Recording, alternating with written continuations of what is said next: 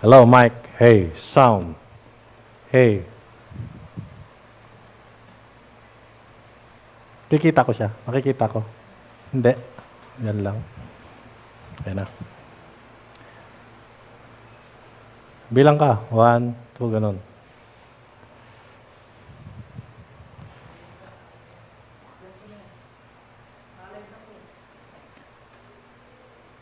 Okay na.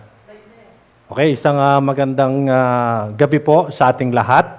At sa mga Bicol po, maray na gabi sa Indogabos. At sa Bisaya naman po ay magandang gabi din sa Manila. At sa Pampanga po naman ay Potambengi. Yan. So, isang mapagpalang gabi sa ating lahat at isang pribilehiyo po na bigyan po ng pagkakataon ng ating pastor. Wala pong iba, si Pastor Ruel. Maraming salamat po sa inyo dahil binigyan niyo po ako ng pagkakataon na magbahagi o makabahagi ako sa We Preach as One. At isa pong pinagpapasalamat ko sa Panginoon dahil isa po ako sa inyong napili. Salamat din sa aming head pastor na si Reverend James Nieva, na kung saan ay pinahintulutan niya rin po ako na makapagsalita po sa mga kababayan natin, lalo't higit sa ibang bansa na nanonood ngayong gabi. Magandang gabi po sa inyo. At bilang isang preacher po ng Christian Faith Baptist Church, ako po pala si Preacher Modesto Adriano at isa pong tigapaglingkod ng Panginoon at kaagapay po ni Pastor James. So, bago po ako magsimula sa aking ibabahagi sa inyo, ito po ay makikita nyo po sa Exodus 14 from 11 to 22 at pinamagatan ko po itong Moses, faithfulness in spite of opposition. So bago po yan, ay tatawagin ko po muna ang aking nag-iisang asawa. Yan, para po magbigay muna ng testimony sa inyo. Tinatawagan ko po si Sister Flor Adriano.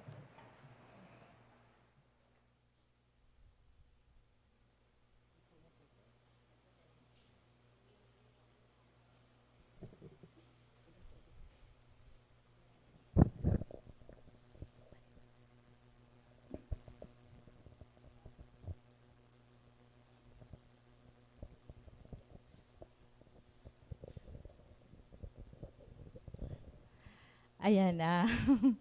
Magandang gabi po sa ating lahat. Binabati ko po ang lahat ng nanonood, lahat higit yung mga nasa Malabon at sa iba't ibang lugar pa po ng Pilipinas. Kuntingin lang ba? Maraming salamat din po sa gabing ito dahil kalooban niyo po kami ng opportunity na makapag-share po dito sa We Preach One. Nagpupuri po ako at nagpapasalamat sa Panginoon dahil sa kabutihan niya po sa amin, sa aming pong buhay na dati po ay isa rin po kaming isang taong kinahabagan ng Panginoon dahil lang kami po ay isang mga taong makasalanan. Nagpupuri po kami at nagpapasalamat sa dakilang Diyos na kinahabagan po kaming dalawa ng aking asawa na kami po ay nakakilala sa Panginoon. Bago po kami lumago bilang isang tunay na Kristiyano ay marami pong mga pagsubok na dumaan po sa aming buhay. Maraming mga struggles, maraming mga opposition na ibinigay po sa amin ng dyablo. Lalo tigit yung mga kakilala namin, yung mga kaibigan namin na nag-uupo sa amin dati at yung mga kamag-anak, lalo na yung mga kamag-anak na syempre ang tinitignan nila kasi yung pangit na ugali na meron po kami. So biyaya po ng Panginoon, kami po ay kinahabagan, nakakilala kami sa Kanya at kami po ay naligtas at naging anak po niya. Sa ngayon po ay kami po ay naglilingkod sa Panginoon. Hindi po namin na inalintana kung ano man yung mga sinasabi ng iba, ng mga tao. Kung ano man yung mga binabato nila sa amin bilang isang mananampalataya. Bagkus patuloy lang po kami nanalangin, patuloy lang po kaming naglingkod sa Panginoon, patuloy po kaming nag-share ng Word of God. Hindi man po kami ganun ka perfect sa paningin ng iba. Ang Panginoon po ang siyang nakakabatid ko ano po yung nilalaman ng aming mga puso. Kaya nagpapasalamat po ako sa Panginoon kasi kami pong buong pamilya ay naglilingkod po sa Kanya. At pinapasalamatan ko rin po ang Diyos dahil isa na rin po kaming kabilang dito po sa Christian Faith Baptist Church. Matagal na po kaming member ng Christian Faith Baptist Church. Isa po sa mga naging katuwang namin sa paglago ay ang mga kapatiran dito at yung mga preachers at yung mga manggagawa po na patuloy na naglilingkod ngayon. Lalo't higit po ang aming Pastor James Nieva at si Ma'am Lea Nieva, na kung saan sila po ang nagmumotivate sa amin para po kami ay lumago ng tuloy-tuloy at patuloy na magamit ng Panginoon sa kanyang ubasan. Bagamat hindi man po ganun ka perfect ang buhay ng isang Kristiyano, sinisikap po naming maging kalugod-lugod sa lahat po ng aming ginagawa. So yun, sa dami po ng mga dinaanan din po namin sa buhay, andun po yung pagluha. Hindi po maiwasan yan bilang isang Kristiyano, may pagluha talaga.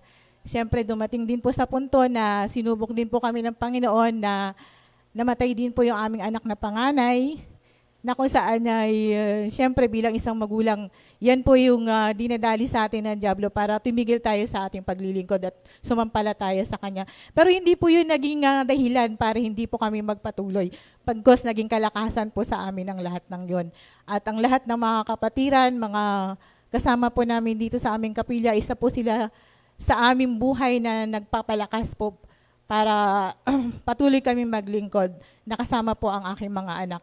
Sa ngayon po, biyaya ng Panginoon, yung aking mga anak nagagamit din po dito sa aming kapilya. Higit sa lahat, ang aking anak na si Lira, nagagamit po siya sa pagtugtog. At yung aking mga gwapong kambal, sila po ay nagagamit din po. At higit yung aking asawa, Panginoon, ay patuloy din pong ginagamit ng Panginoon, lalo na sa pagbabahagi ng kanyang salita.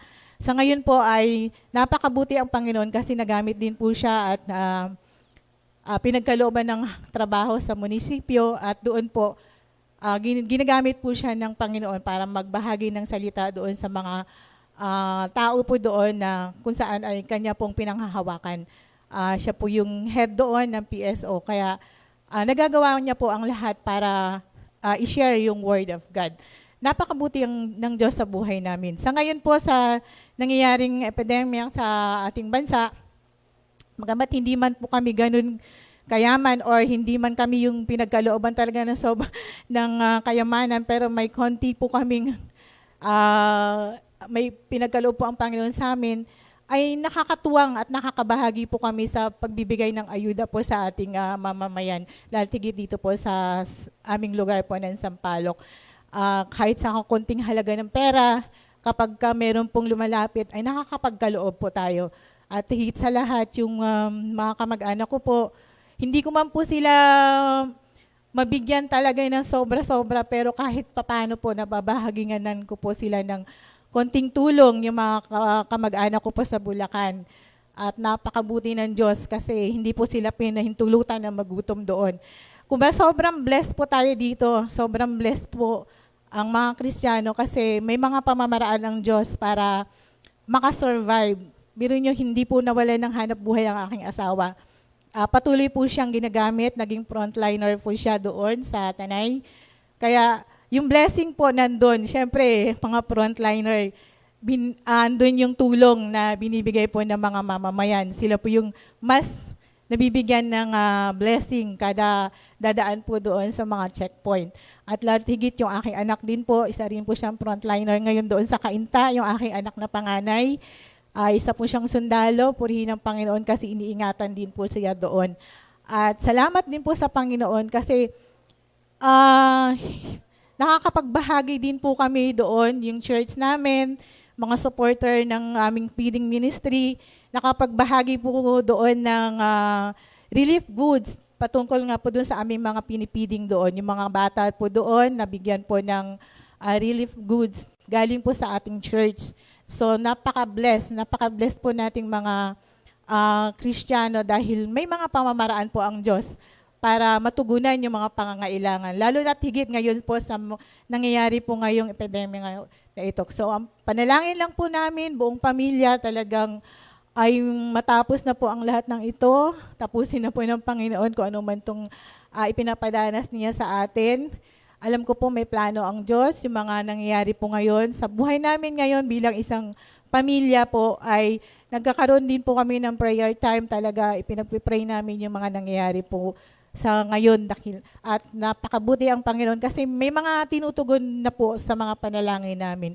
Kaya pinapasalamatan ko at pinupuri ang Panginoon sa pangyayaring ito dahil nagkaroon ng time ang bawat isa at nakakapagbulay-bulay sa salita ng Panginoon.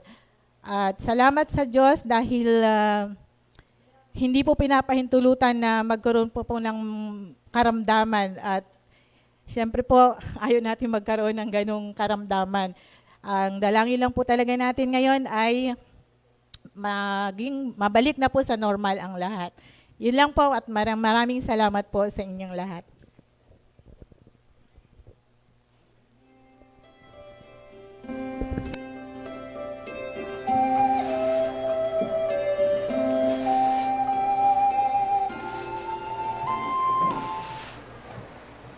Ayun.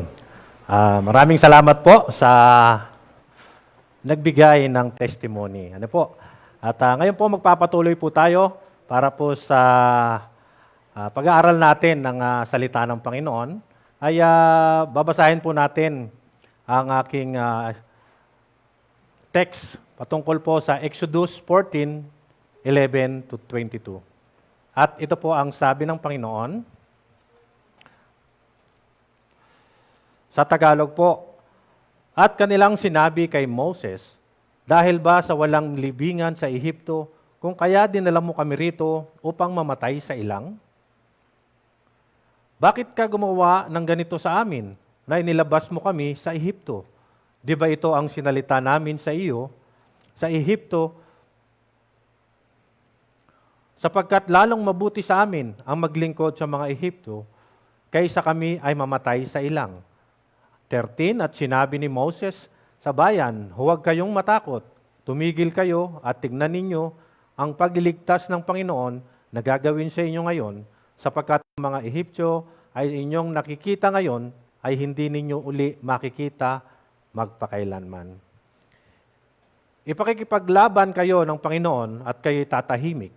At sinabi ng Panginoon kay Moses, bakit humihikbi ka sa akin?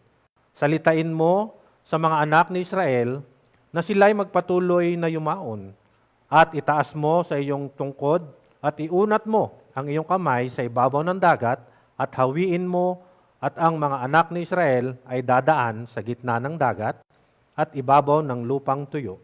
At ako narito aking papagmatigasin ang puso ng mga Ehipto at susundan nila sila at ako'y mag-iimbot ng karangalan kay Paraon at sa buo niyang hukbo, sa kanyang mga karo at sa kanyang mga pangangabayo.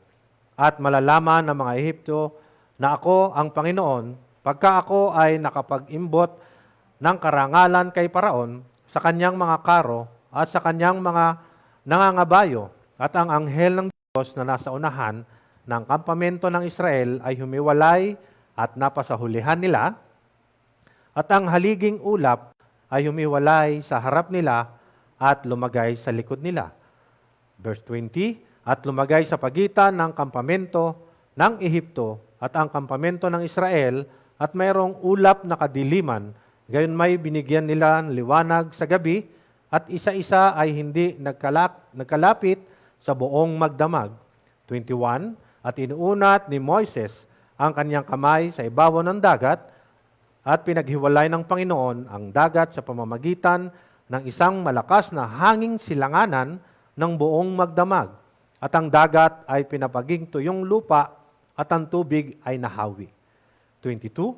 At ang mga anak ni Israel ay pumasok sa gitna ng dagat, sa ibabaw ng tuyong lupa, at ang tubig ay naging isang kuta sa kanila na kanilang kanan sa kanilang kaliwa. Purihin po ang Panginoon sa pagkabasa ng kanyang salita. Tayo po ay manalangin. Muli po, dakilang Diyos, ako'y nagpupurit, nagpapasalamat sa iyo, Ama.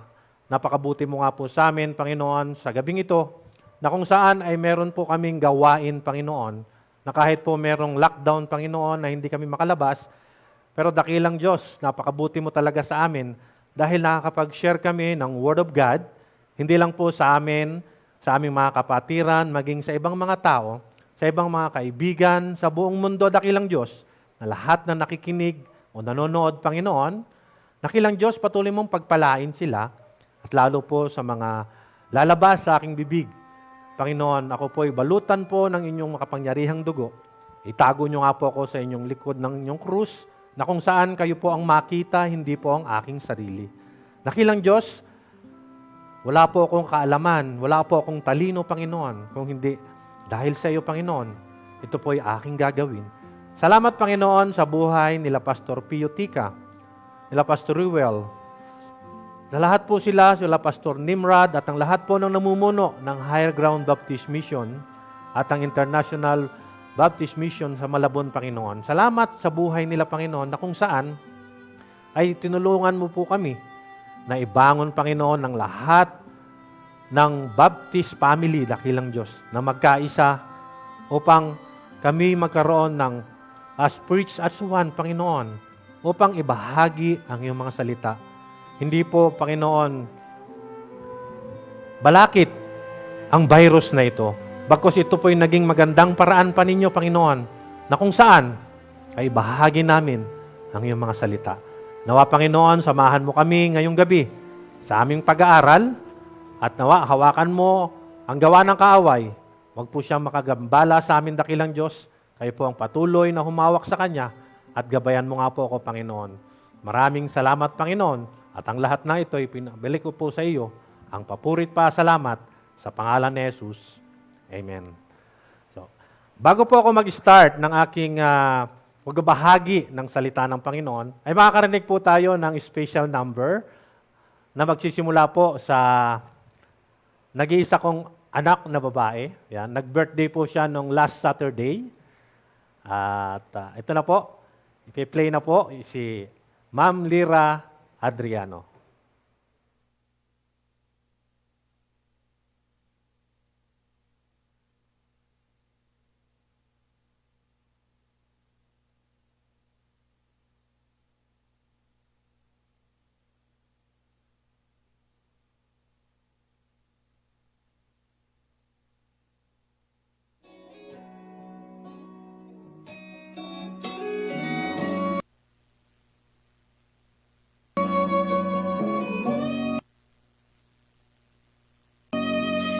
As I kneel in the darkness, in the middle of the night, I'm praying for assurance that everything's gonna be alright. Lord, I see another battle. It's out in front of me. I'm afraid I won't be able, and I go down in defeat. But he said, do you remember where I brought you from? Just take a look behind you, and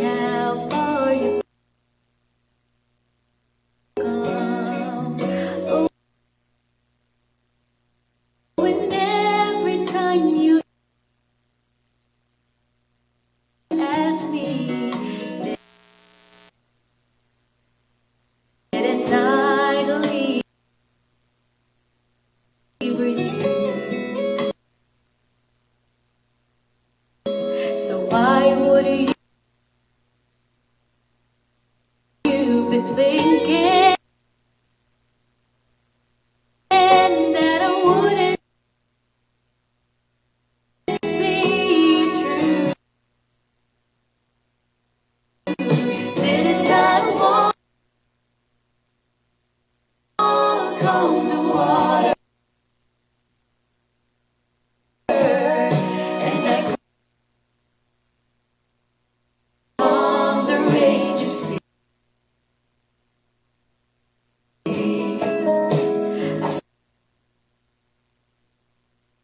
Spoke to the wind. It hushed and I gave you peace. Didn't I run to your rescue? Didn't I hear you when you called? I walked right beside you just so you wouldn't fall. Didn't I leave all of heaven just to die for your sins? I searched until I found you, and I do it all again. Now she's talking to her father in a house that was once a home. She said the bills are coming due, Lord, and 6 days is not that long. She hears the voice so soft and low, says a move like that before. I'll do this little thing when I give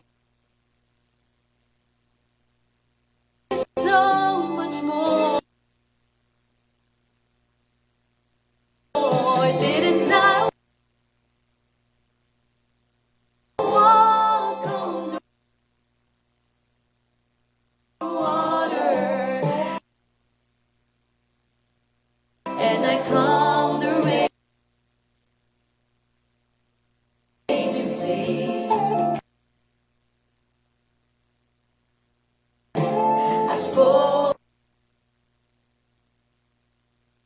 to the wind. It hushed and I gave you peace. Didn't I run to your rescue? Didn't I hear you when you called? I walked right beside you just so you wouldn't fall. Didn't I leave all of heaven just to die for your sins? I searched until I found you, and I do it all again. Didn't I leave all of heaven just to die for your sins?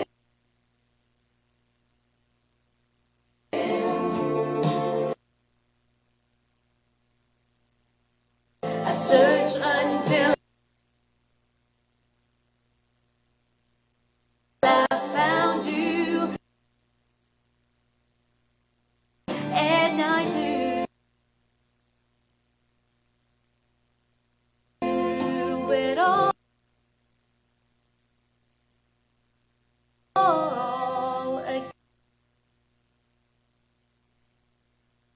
again. Yung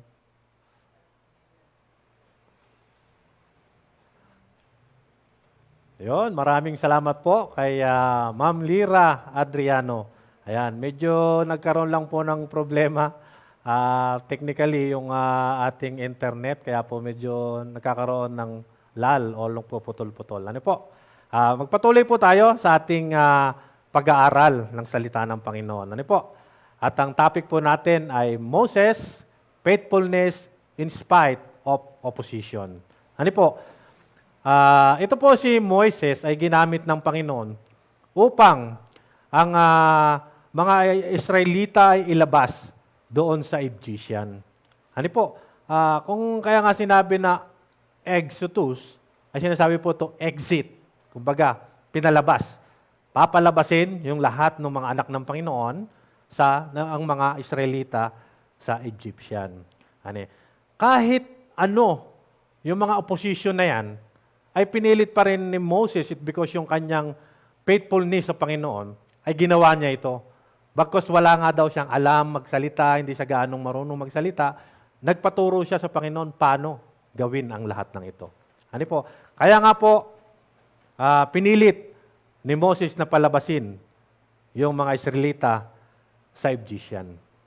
Kaya nagpatuloy yung kanyang pananampalataya na kung saan para makalabas yung mga Israelita. Pero bakit? Marami pa rin naging opposition doon. Lalo na yung mga matatanda, nagmurmuring. Kung katulad nga po ngayon, ngayon nga po, karamihan ng nauhuli namin, mga matatanda. Ano po? Bakit? Labas ng labas, alam ng lockdown. Yung iba, wala pang face mask.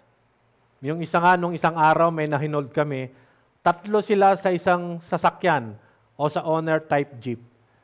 Biro nyo po, isa lang ang may quarantine pass and then yung 2 wala. Aba, yung babae pang may edad, siya pa yung nagalit sa akin. At sabi ko, ma'am, ito po, pakibasa na lang. Hindi ako marunong magbasa, sabi pa niya. So, sabi ko, ma'am, ang sabi po dito, isang tao lang po ang pwedeng lumabas sa kanyang pamilya at dapat po, meron siyang quarantine. So, nagalit siya, nagalit pa sa akin hanggang sa nag-hysterical na siya. Ginawa ng mga enforcer ko doon na inawat na lang yung matanda at pinagmumura kami. So, biyaya ng Panginoon dahil nalagpasan ko yung ganung sitwasyon. Sabi ko, nako, parang high blood din pa ata ako. Sabi ko, magpipreach pa naman ako o magbabahagi ako ng salita ng Panginoon sa Thursday. So, talagang noon pa, may mga opposition na. Until now, meron how much more ngayon na nung lockdown, lalong maraming murmuring. Because lahat gustong lumabas. Lalo na po yung may mga edad, may kasama pang minsan mga bata. So, mahirap bilang isang enforcer na ipatupad yung sinabi ng ating Pangulo. Pero wala po tayong magagawa dahil kami ay nag-implement lang because yun ay galing sa taas. And then, kung makikita nyo po, bakit dumami yung virus? Dahil po sa katigasan ng tao. Ganon din po yung ginawa ng mga Israelites na kung saan, sabi niya, Moses, dito mo pa kami dadalin para dito kami mamatay, sabi niya. Sabi niya, sinisisi niya si Moses. So sabi rito sa number 1 na aking subpoint ay the despair of the people.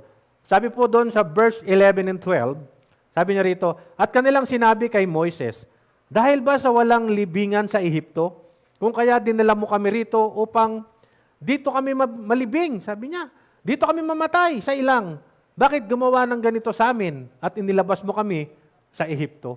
Biro mo yung mga isip ng tao, bakit sila nilabas doon? Para nga maalis sila doon sa pagkakaalila doon sa mga Egyptian.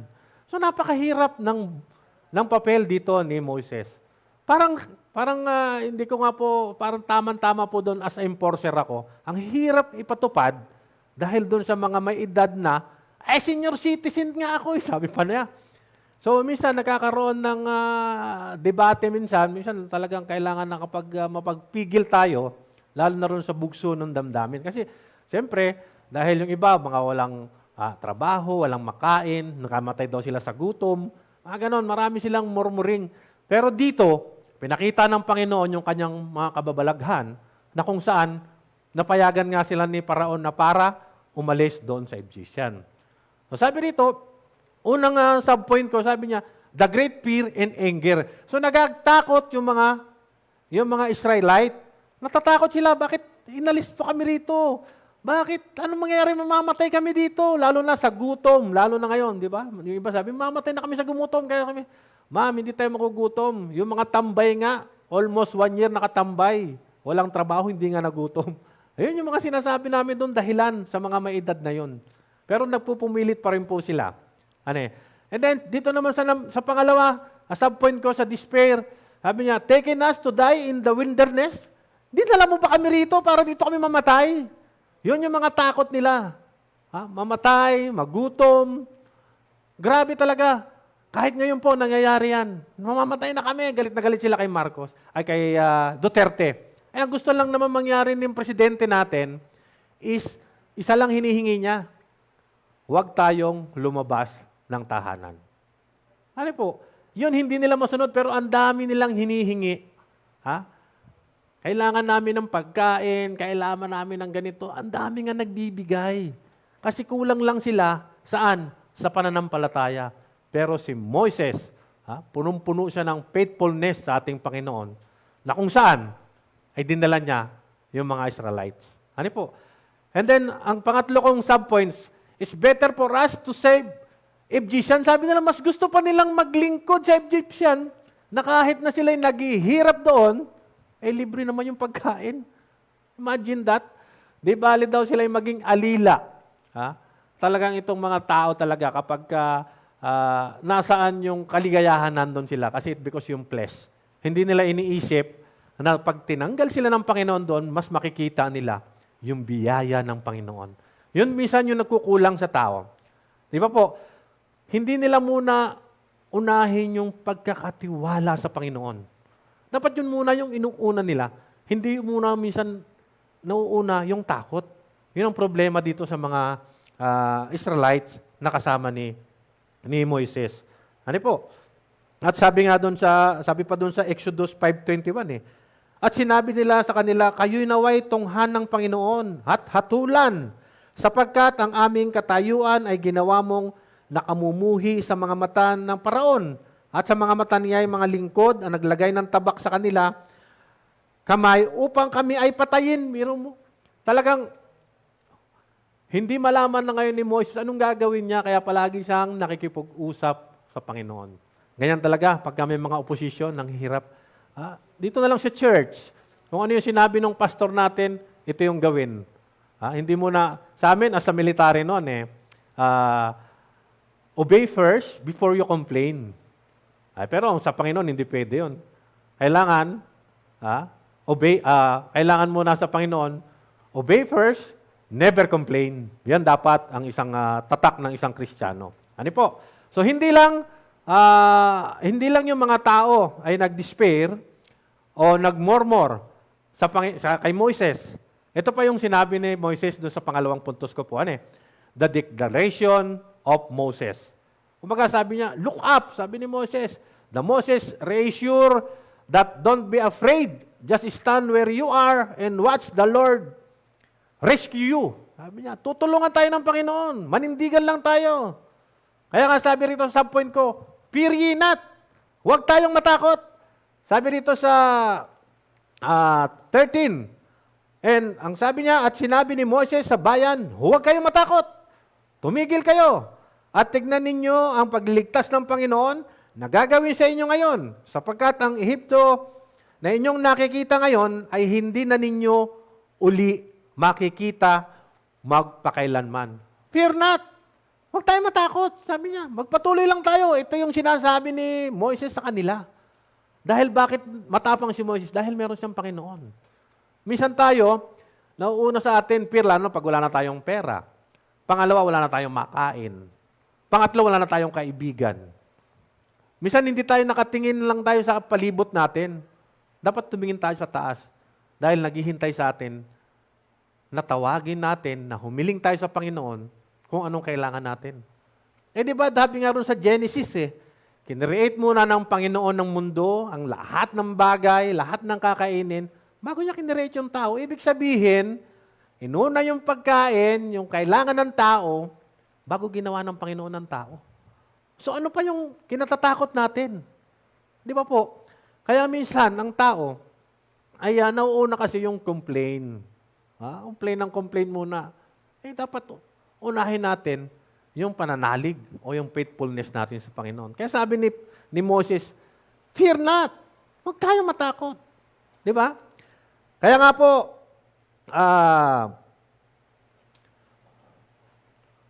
po, sabi niya, sa Isaiah 41:10, huwag kang matakot, sapagkat ako'y sumasa inyo, huwag kang maglubaypay, sapagkat ako'y iyong Diyos, aking palalakasin ka, aking tutulungan ka, aking aalalayan ka ng kanang kamay ng aking katuwiran. Sinabi po yan sa Isaiah.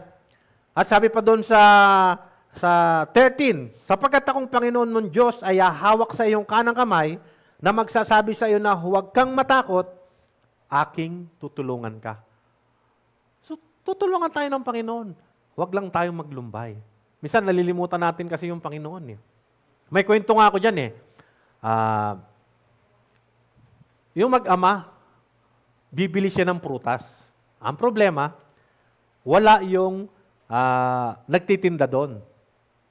Ang ginawa ng tatay, tumingin siya sa kaliwa, tumingin siya sa kanan, tumingin siya sa likod, and then tumingin doon sa harapan. So walang naman tao. Silang dalawa lang ng anak niya. Ang ginawa niya, inuha niya yung 2 mansanas at inilagay niya sa bulsa niya. Alam mo ang sabi sa kanya ng anak niya? Tayo, ba't ka kumuha ng mansanas? Hindi mo naman binayaran. Anak, wala naman nakakita sa atin eh. At ang anak pa ang nagsabi sa kanya, Napa, tignan mo sa taas. Di ba? Nakatingin sa atin ang Diyos. Yun minsan ang kulang doon sa mga nagkakaroon ng problema. Nawawala na po sa kanila yung concentrate na kung saan ang Diyos ay laging nakatingin sa atin. Fear not. Kaya sabi ni Moises pa, sabi ko doon sa number 2 ko, is stand still. Tumayo tayo. Sabi niya, fear not and then stand still. Diba? And see the salvation of the Lord. Tumigil ka, tignan nyo ang pagliligtas ng Panginoon. Gagawin sa inyo ngayon. Yan ang sabi ng Panginoon. Minsan yung iba, hindi sila naniniwala pa rin kay Moses. Kasi parang kulang sila sa pananampalataya. Kaya laging dinideclare ni Moses na, fear not, stand still, tumayo tayo. Para makarating tayo doon sa sinasabi ng Panginoon. Ngayon sabi niya ron, and last, dito sa pangalawa, the Lord shall fight for you.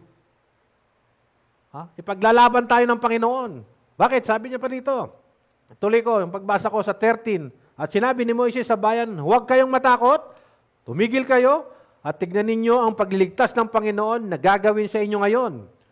Sapagkat ang ito sa inyo'y nakikita ngayon ay hindi na ninyo makikita magpakailanman. At sabi niya sa 14, ipakikipaglaban kayo ng Panginoon at kayo'y tatahimik. Ipaglalaban tayo ng Panginoon. Di ba po? Napakabuti ng Panginoon.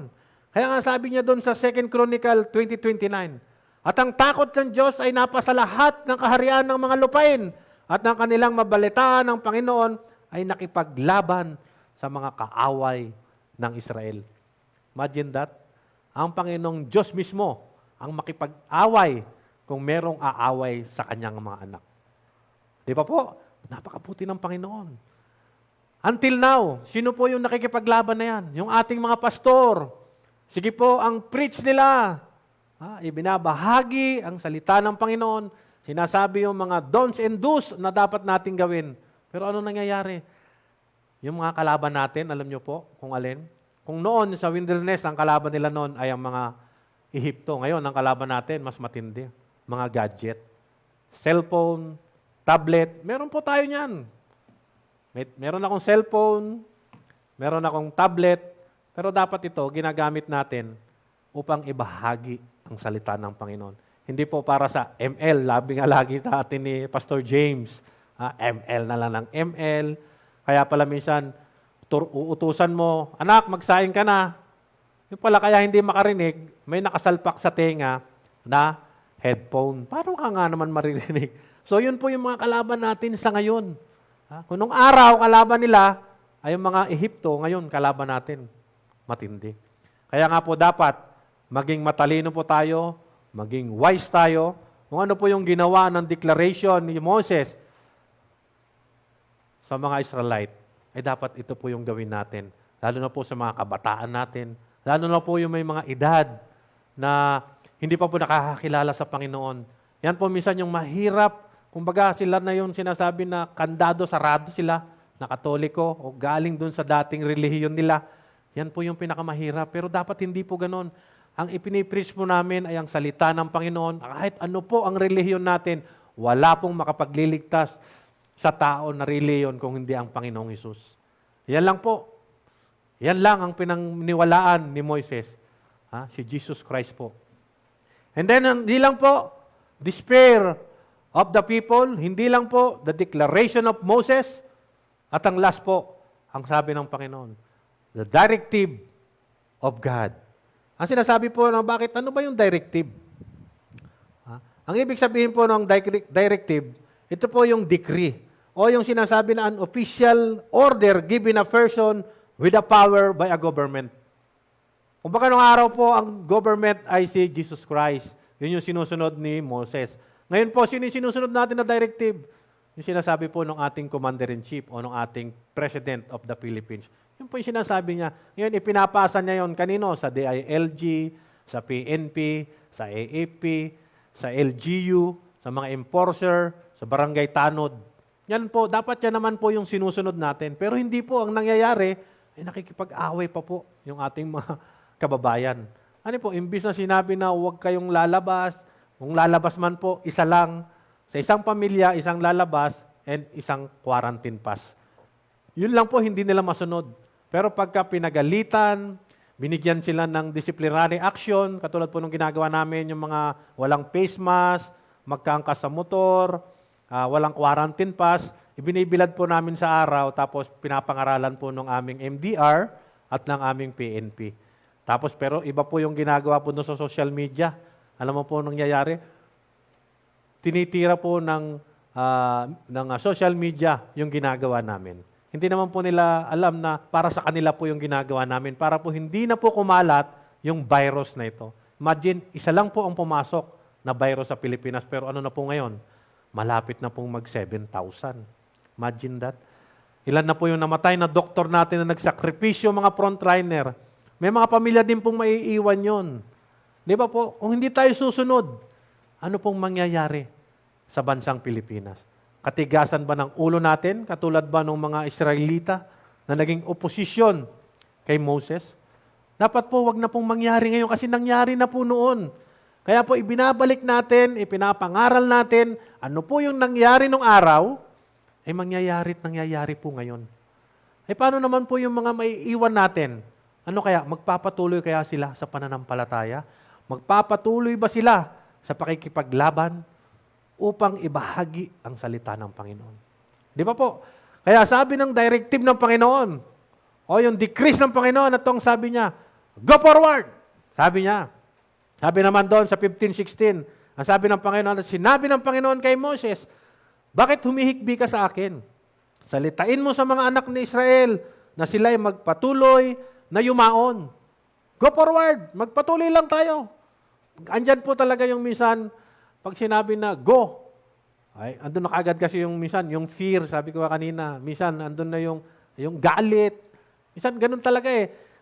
Parang sa bata din, pag sinabi mo na, anak, baka mahulog ka dyan. Di ba, pag maliit pa lang, anak, baka mahulog. Pag hindi siya nahulog o hindi siya nalaglag, ay hindi siya matututo o hindi siya nadapa, ay hindi niya malalaman na, ay tama pala si Papa. Tama pala yung sinasabi niya. So, pag hindi natin sinabi na magpatuloy, paano yun? Kaya kailangan ay guide natin yung ating mga anak, yung ating pamilya, yung ating kaibigan, saan? Na magpatuloy sa pananampalataya sa Panginoon. Kaya nga po, nakakross sila eh. Magkocross na sila. Anong gagawin nila? Nakita nila sa kanan, bundok. Sa kaliwa, bundok. Sa harapan, dagat. Sa likod, andyan lang yung mga tauhan. Mga tauhan ni Paraon. Para ano? Kaya nagagalit sila kay Moses, dito mo ba kami lilibing? Dito mo ba kami papatayin? Sabi ng Panginoon, duloy lang kayo, diretso lang. At ang sabi ko doon sa pangalawang puntos ko, sa director ng Panginoon, sabi ni Moises, sabi kay Moises ng Panginoon, sabi niya sa 16, at itaas mo ang iyong tungkod, at iunat mo ang iyong kamay sa ibabaw ng dagat, at hawiin mo at ang mga anak ng Israel. Hawiin mo, sabi niya, hawiin mo at ang mga anak ng Israel ay dadaan sa gitna ng dagat sa ibabaw ng lupang tuyo. Kaya sabi niya, lift up thy right. Itaas mo ang iyong tungkod. At ituro mo doon sa dagat. Pero mo, minsan kasi tayo, nauuna kasi muna yung problema. Nauuna muna yung takot. Diba? Dapat sumunod muna tayo kung ano yung sinasabi ng Panginoon. Sabi ng Panginoon, go forward, taas mo yung tungkod mo, and then turo mo sa dagat. Ano nangyari sa dagat? Nahati siya ngayon. Nung mahati siya, nagulat sila bakit yung ilalim ng dagat tuyo. So doon sila naniniwala ngayon sa Panginoon na totoo ang sinasabi ni Moses na Diyos. Kaya yung faithfulness dapat nandun sa atin. Hali po, kaya magpatuloy tayo. Ito yung mga ginawa ng mga Israelite. Sumunod sila kay Moses. Sige, lakad. Pero nandyan pa rin yung ating kalaban. Laging nandun lagi yan eh. May gawa lagi ang diablo sa atin. Tulad na lang kanina, kumanta yung aking anak. Paputol-putol, di ba po? Pero hindi kayang gawin. Gambalain tayo ng kalaban. Kung hindi, magpatuloy tayo, manalangin tayo, alisin natin yung takot sa sarili natin. Dahil ito yung pinakalas doon sa directive of God, hindi lang go forward, lay up thy rod, and the last is the protection of God. Sabi niya, ito yung protection ng Panginoon sa atin. Sabi rito sa 19 and 20. At ang anghel ng Diyos na nasa unahan ng kampamento ng Israel ay humiwalay sa napasahulihan nila at ang haliging ulap ay humiwalay sa harap nila at lumagay sa likod. At lumagay sa pagitan ng kampamento ng Ehipto ang kampamento ng Israel ay mayroong ulap at kadiliman. Gayon may binigyan nila ng liwanag sa gabi at ang isa-isa ay hindi na nagkalapit sa buong magdamag. At iniunat ni Moses ang kanyang kamay sa ibabaw ng dagat at pinaghiwalay ng Panginoon ang dagat sa pamamagitan ng isang malakas na hanging silangan sa buong magdamag at ang dagat ay pinapaging tuyong lupa at ang tubig ay nahawi. At ang anak ng Israel ay pumasok sa gitna ng dagat sa ibabaw ng tuyong lupa at ang tubig ay naging isang kuta sa kanilang kanan at ang kanilang kaliwa. At 23, at hinabol sila ng mga Ehipto at nagsipasok, nakasunod nila sa gitna ng dagat at ang lahat ng kabayo na pinaroon ay kanyang mga karo at ang kanyang mga ngabayo. Kahit nagsisunod itong mga kabayo ni Paraon, ay naglabas ang Panginoon ng apoy. Pero liwanag naman doon sa mga Israelite. Kaya nakatawid sila. Naandun yung protection ng Panginoon. Kaya magpatuloy lang tayo. Bakit? Laging naandun yung protection ng Panginoon. Sabi nga po sa excuse po. Sabi nga po sa Romans 8:31, ano ang ating sasabihin sa mga bagay na ito? Kung ang Diyos ay kakampi natin, sino ang laban sa atin? Di ba po? Kung nasa atin ang Panginoon, sino ang laban sa atin? Kaya nga po siya yung protection natin. Di ba? Yun din ang nagprotection kila Moises at sa kanyang mga kasamahan na Israelite. So minsan po, minsan nalilimutan natin na ang Panginoon ay laging nakaabang sa atin. Ano po? Kaya nga po, pinamagatan nitong Moses, faithfulness in spite of opposition, the despair of the people, the declaration of Moses, and the directive of God. Sana po, naging pagpapala po yung ating napag-aralan ngayong gabi at nawa po nabuksan ang kaisipan, hindi lang po ng mga may edad na wala pa po pagkakilala sa Panginoon, kung hindi yung ating mga anak na kung saan maiwasan po yung gadget na to at gamitin ang mga gadget na ito na maging sandata o pagbibigay ng liwanag patungkol sa mga salita ng Panginoon. Ano po? Purihin po ang Panginoon sa gabing ito at maraming salamat po. Manalangin po tayo. Dakilang Diyos, kami po muli ay nagpapasalamat at nagpupuri sa iyong kabanalan. Salamat sa pag-iingat niyo nga po sa amin. Salamat, napakabuti mo sa amin, Panginoon. Dahil sa ganitong pagkakataon, ay naibabahagi namin, Panginoon, ang mga salita mo, dakilan. Salamat, Panginoon, sa taong ginamit mo. Salamat po kay Pastor Rimuel, na kung saan siya po ay nag-initiate ng ganitong pagkakataon. Kila Pastor Nimrod, Panginoon, ay lalo na po kay Pastor Pio, na hindi man po kami nagkaroon ng Binyal Conference, hindi po kami nagsama-sama sa Malabon, pero kami po ay nagsasama na nanalangin, nagsasama-sama kaming ibahagi ang salita mo, Panginoon, upang ang maraming tao sa buong mundo ay makarinig ng iyong mga salita.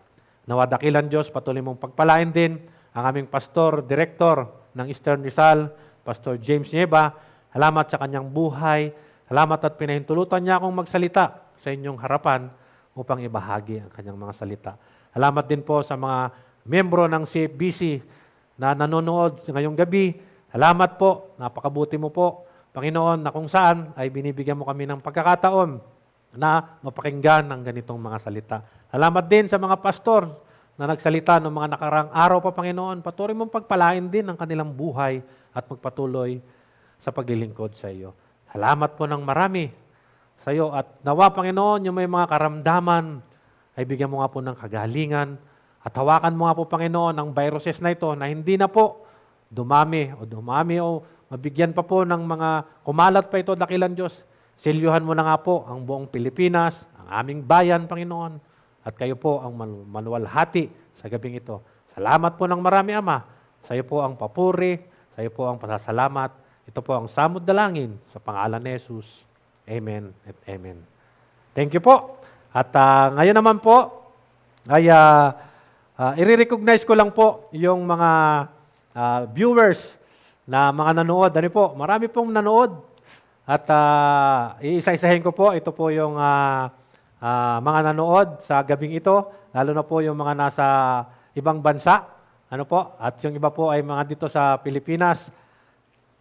Ito po yung mga nanood. Unang-una po si Dr. Pio Tica, sir. Salamat po. At General, salamat po at binigyan niyo po ako ng pagkakataon na nakapagsalita po. Kay Pastor Rimuel Tica, kay Pastor Titus Tumugdan, magandang gabi po. Kay Ma'am Virginia Biranya, Ma'am, magandang gabi po. Salamat po. Kay Pastor Melvin Pascual, kay sa aking anak na si Kenneth, nasa frontline din po siya sa Kainta at kasama po niya doon yung mga kasundaluhan at mga pulis. At ito po kay Sabrina Aquino, babasahin ko na lang po kay Efren Mayorke, watching from Sultan Kudarat. Maraming salamat po. Kay Austero, kay Angelica Layones, kay ito, kamag-anak ko po ito sa Nueva Ecija, Rosalyn Julian Junicio. Magandang gabi, pinsan.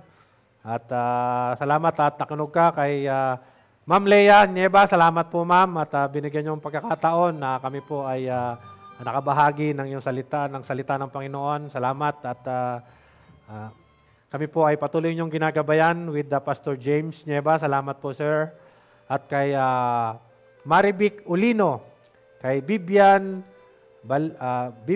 Tika, ito po kay Ma'am Gemma Pascual. Ma'am, maraming salamat po. Kay Ma'am Rowena Pilayo, kay Ma'am Lira Adriano, kay Brother Jimboy. Jim, salamat sa merienda kanina. Tuwan-tuwa yung tropa sa frontliner. Salamat sa iyo. Kay Evelyn Prias, kay Kayan, salamat inaanak at nanood ka. Kay Rowena si Astres, kay Arcilia from Catanduanes, salamat po. Kay Noli Martinez, kay Lani Castro, o kaya nga, Balisi, kay Balisi, kay Rebs Jose, kay Nini Icaro, kay Balmores, salamat po. Kay Bartina, kay Rebs Jose, kay Pastor Dominic and his family from Mindanao, Jinsan. Salamat, sir. kay Joel Amuin from Daraitan, from Open Door, Karuhatan, under Pastor Melvin, sir, salamat po. Kay Dion Balute, kay Pastor Johnny Coby, sir, salamat po. Kay Osias Duenas, nanonood din po siya ngayong gabi, kay Edmundo Santos, Lady Senyora Jared Balyarda, Rev Jose Bernadette Alcleta sa UAE, salamat po. At kay John Rich, yan. Kay Jing Lumundan, kay Marivic Aliola, Ilazar Calces, at De Jesus, kay Gerhen, kay Jane Mare, thank you. Kay Leti Tolentino, Derbeto Ibanez, kay Tol, thank you Tol, nanood ka. Kay Pato Acuña, kay Ma'am Meli, Ma'am, thank you Ma'am, miss yun na kayo, miss na po. Kay May Escosora from Bulacan. Yan. Kay Ma'am Marian Ikube, Jessica Igara, kay Pastor Melvin, sir. Miss na kita, Pastor. Kay Ray De Leon and kay Evelyn Prias. At doon po sa ibang hindi ko po nabate, maraming salamat po. At kayo po ay nanood ng live. Dito po from Higher Ground Baptist Mission, Sampaloc, Christian Faith Baptist Church under Reverend James Nieva and his wife, Ma'am Leia Nieva. At bumubuo po ng Christian Faith Baptist Church sa ngalan po ni Pastor James. Ito po si Preacher Modesto Adriano ay nagpapasalamat at kasama po yung aking asawa, ay Pastor Jomar, ang aming operator. Maraming salamat po. In behalf po ng Christian Faith Baptist Church, kami po ay nagpapasalamat sa aming mga miyembro, family ng CFBC. Hanggang dito na lang po at maraming salamat po sa pagsuporta sa gabing ito. Muli po, sumayin niyo ang Panginoon. God bless us all.